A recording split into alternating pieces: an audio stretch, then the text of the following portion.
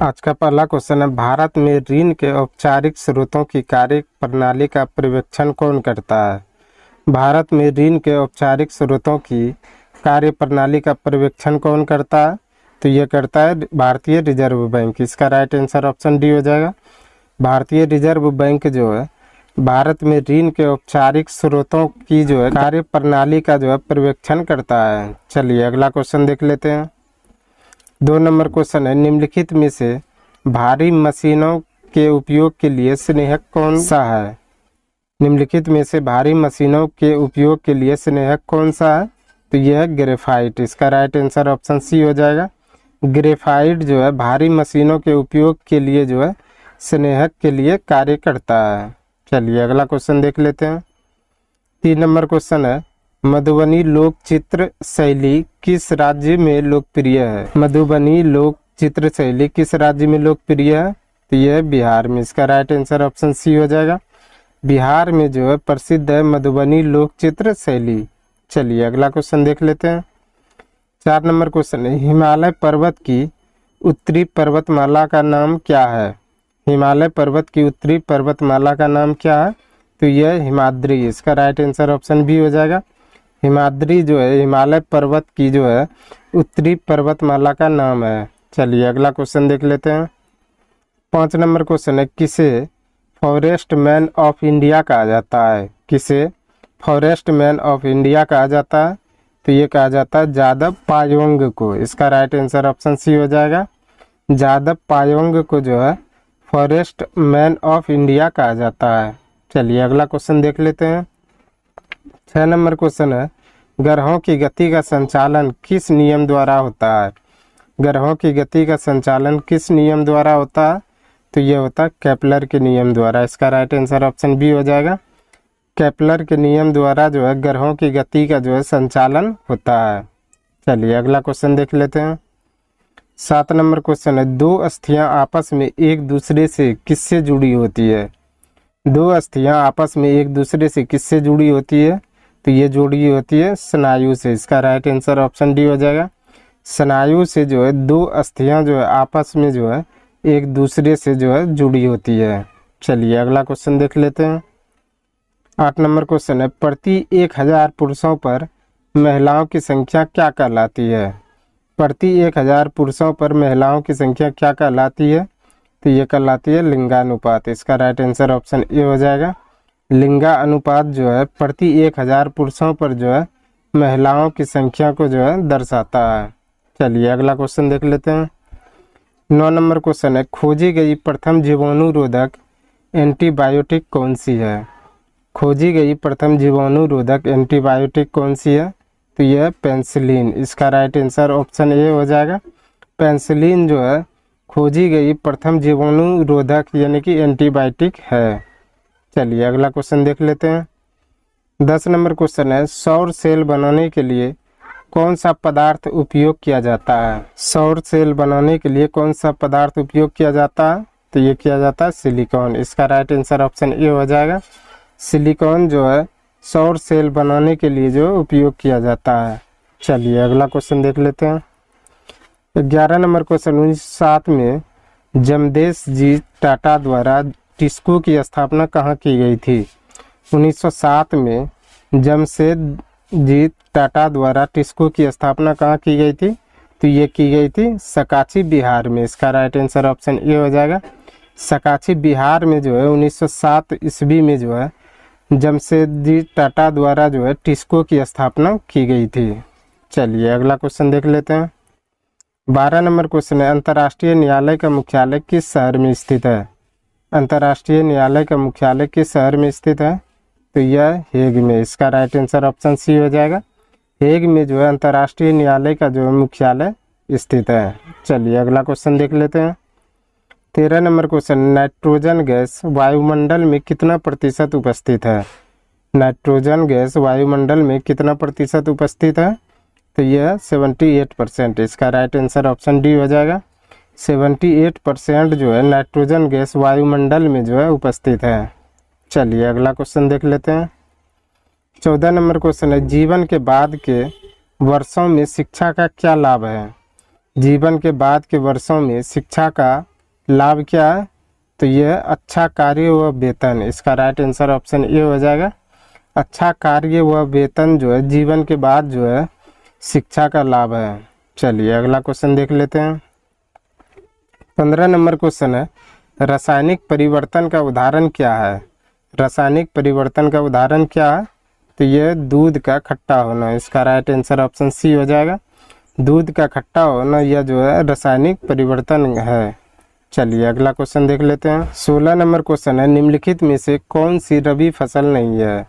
निम्नलिखित में से कौन सी रबी फसल नहीं है? तो ये ज्वार नहीं है। इसका राइट आंसर ऑप्शन डी हो जाएगा। ज्वार जो है यह रबी की फसल नहीं है।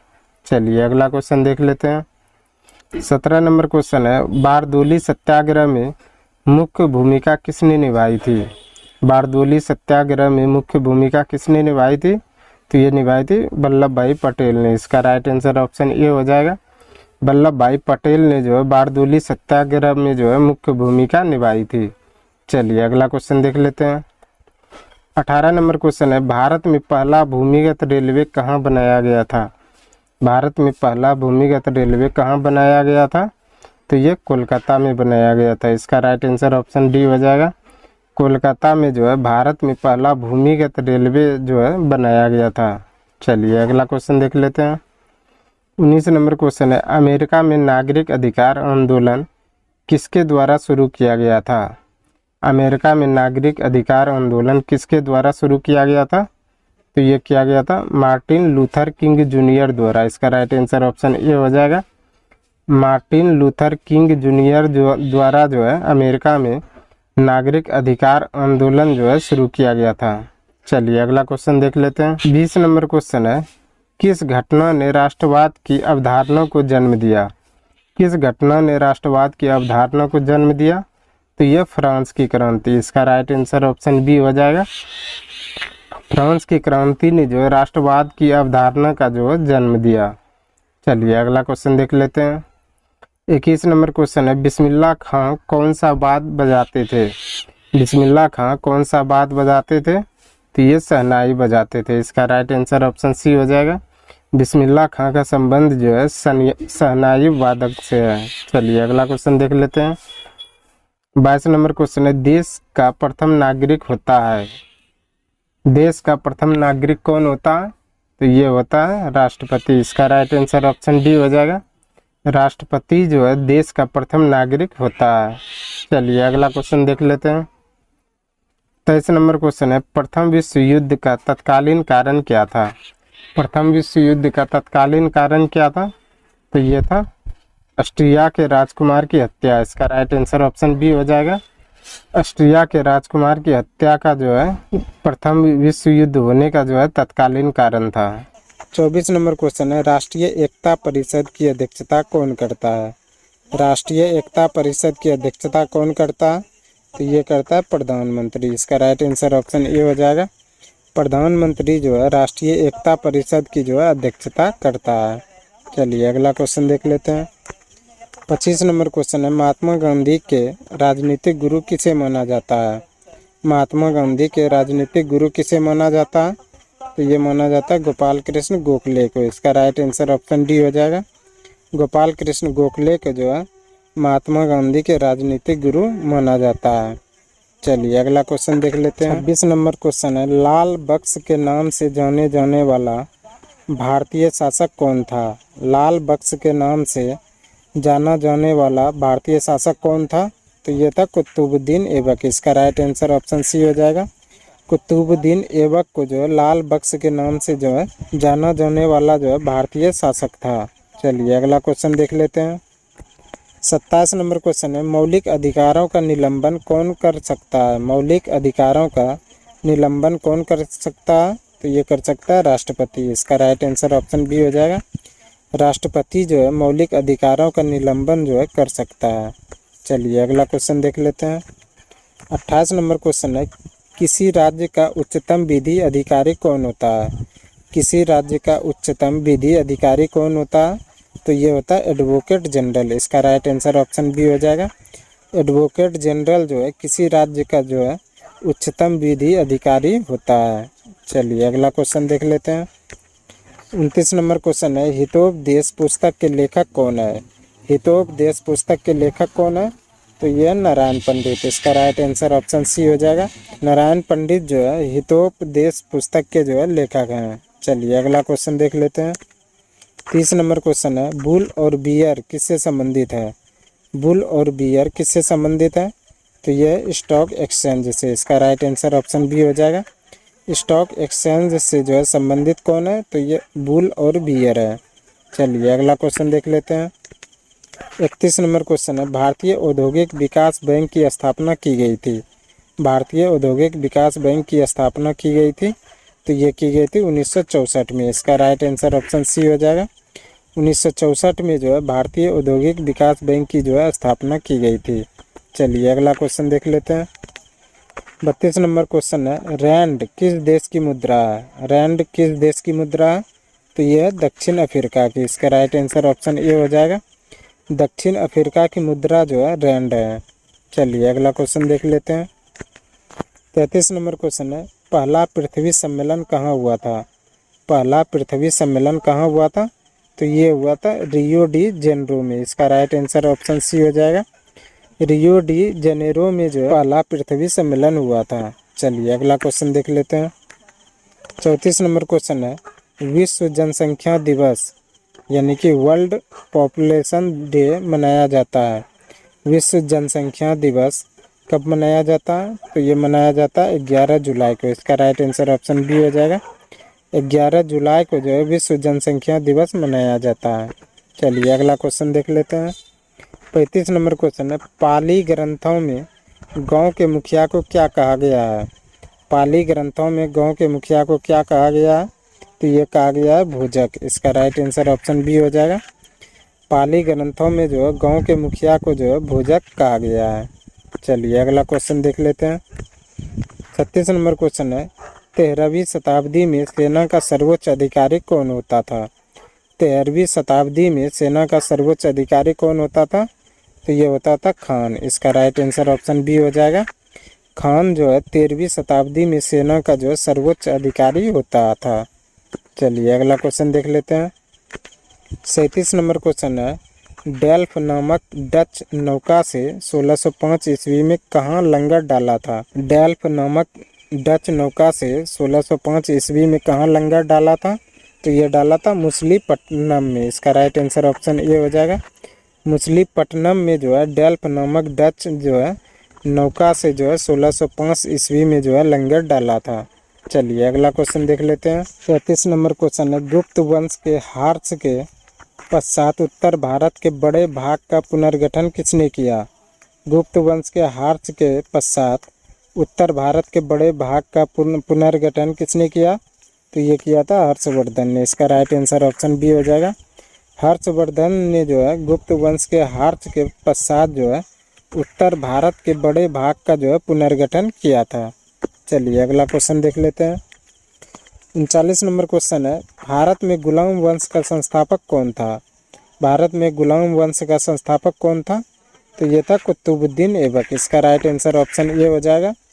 कुतुबुद्दीन ऐबक जो है भारत में गुलाम वंश का जो है संस्थापक था। चलिए अगला क्वेश्चन देख लेते हैं। 40 नंबर क्वेश्चन है, निम्नलिखित घटनाओं में से कौन सी घटना 1919 में घटी? निम्नलिखित घटनाओं में से कौन सी घटना 1919 ईस्वी में घटी? तो ये घटी थी जलियांवाला बाग हत्याकांड। इसका राइट आंसर ऑप्शन सी हो जाएगा। जलियांवाला बाग हत्याकांड जो है 1919 ईस्वी में घटी थी। चलिए अगला क्वेश्चन देख लेते हैं। 41 नंबर क्वेश्चन है, 1916 ईस्वी में मद्रास में स्वशासन आंदोलन के प्रवर्तक कौन थे? 1916 ईस्वी में मद्रास में स्वशासन आंदोलन के प्रवर्तक कौन थे? तो ये थे एनी बेसेंट। इसका राइट आंसर ऑप्शन सी हो जाएगा। एनी बेसेंट जो है 1916 ईस्वी में मद्रास में स्वशासन आंदोलन के जो है प्रवर्तक थे। चलिए अगला क्वेश्चन देख लेते हैं। 42 नंबर क्वेश्चन है, निम्नलिखित में से किसने 1857 ईस्वी के विद्रोह का कानपुर में नेतृत्व किया था? निम्नलिखित में से किसने 1857 ईस्वी के विद्रोह का कानपुर में नेतृत्व किया था? तो ये किया था नाना साहब ने। इसका राइट आंसर ऑप्शन डी हो जाएगा। नाना साहब ने जो है 1857 ईस्वी के विद्रोह का जो है कानपुर से नेतृत्व किया था। चलिए अगला क्वेश्चन देख लेते हैं। 43 नंबर क्वेश्चन है, इंडियन नेशनल कांग्रेस के संस्थापक कौन थे? इंडियन नेशनल कांग्रेस के संस्थापक कौन थे? तो ये थे एलन ऑक्टेवियम ह्यूम। इसका राइट आंसर ऑप्शन बी हो जाएगा। एलन ऑक्टेवियम ह्यूम यह इंडियन नेशनल कांग्रेस के जो है संस्थापक थे, जिसको कि एम जो है ह्यूम भी बोलते हैं, तो इसको याद रखिएगा। चलिए अगला क्वेश्चन देख लेते हैं। 44 नंबर क्वेश्चन है, कांग्रेस का प्रथम अधिवेशन के समय भारत का वायसराय कौन था? कांग्रेस का प्रथम अधिवेशन के समय भारत का वायसराय कौन था? तो ये था लॉर्ड डफरिन। इसका राइट आंसर ऑप्शन ए हो जाएगा। लॉर्ड डफरिन जो है कांग्रेस का प्रथम अधिवेशन के समय जो है भारत का वायसराय था। चलिए अगला क्वेश्चन देख लेते हैं। 45 नंबर क्वेश्चन है, संविधान के किस अनुच्छेद में अल्पसंख्यकों के हितों को संरक्षण की व्यवस्था है? संविधान के किस अनुच्छेद में अल्पसंख्यकों के हितों के संरक्षण की व्यवस्था है? तो यह अनुच्छेद 29 में। इसका राइट आंसर ऑप्शन ये हो जाएगा। अनुच्छेद 29 में जो है अल्पसंख्यकों के हितों की जो है संरक्षण की व्यवस्था की गई है। चलिए अगला क्वेश्चन देख लेते हैं। 46 नंबर क्वेश्चन है, संविधान के किन अनुच्छेदों में मौलिक अधिकारों का वर्णन है? संविधान के किन अनुच्छेदों में मौलिक अधिकारों का वर्णन है? तो यह अनुच्छेद 12 से 35। इसका राइट आंसर ऑप्शन सी हो जाएगा। अनुच्छेद 12 से 35 में जो है मौलिक अधिकारों का जो है वर्णन है। चलिए अगला क्वेश्चन देख लेते हैं। 47 नंबर क्वेश्चन है, निम्नलिखित में से यौगिक कौन सा है? निम्नलिखित में से यौगिक कौन सा है? तो यह है अमोनिया। इसका राइट आंसर ऑप्शन डी हो जाएगा। अमोनिया जो है यह यौगिक है। चलिए अगला क्वेश्चन देख लेते हैं। 48 नंबर क्वेश्चन है, पीलिया किस अंग का रोग है? पीलिया किस अंग का रोग है? तो यह है यकृत का। इसका राइट आंसर ऑप्शन बी हो जाएगा। पीलिया जो है यकृत का जो है रोग है। चलिए अगला क्वेश्चन देख लेते हैं। 49 नंबर क्वेश्चन है, शिक्षा और वन संविधान में किस सूची के अंतर्गत आता है? शिक्षा और वन संविधान में किस सूची के अंतर्गत आता है? तो ये आता है समवर्ती सूची के अंतर्गत। इसका राइट आंसर ऑप्शन सी हो जाएगा। शिक्षा और वन जो है संविधान के जो है समवर्ती सूची के अंतर्गत आता है। चलिए अगला क्वेश्चन देख लेते हैं। आज का अंतिम क्वेश्चन है, उत्तरी ध्रुव पर पहुंचने वाला प्रथम मानव कौन था? उत्तरी ध्रुव पर पहुंचने वाला प्रथम मानव कौन था? तो ये था रॉबर्ट पियरी। इसका राइट आंसर ऑप्शन सी हो जाएगा। रॉबर्ट पियरी जो है उत्तरी ध्रुव पर पहुंचने वाला जो है प्रथम मानव था। आज के लिए बस इतना ही। हमें उम्मीद है कि ये वीडियो आपको पसंद आया होगा। अगर पसंद आया तो प्लीज़ लाइक, कमेंट, शेयर और चैनल को सब्सक्राइब जरूर करें। और बिहार पुलिस की तैयारी करने के लिए हमारे चैनल के साथ जुड़े रहें। धन्यवाद।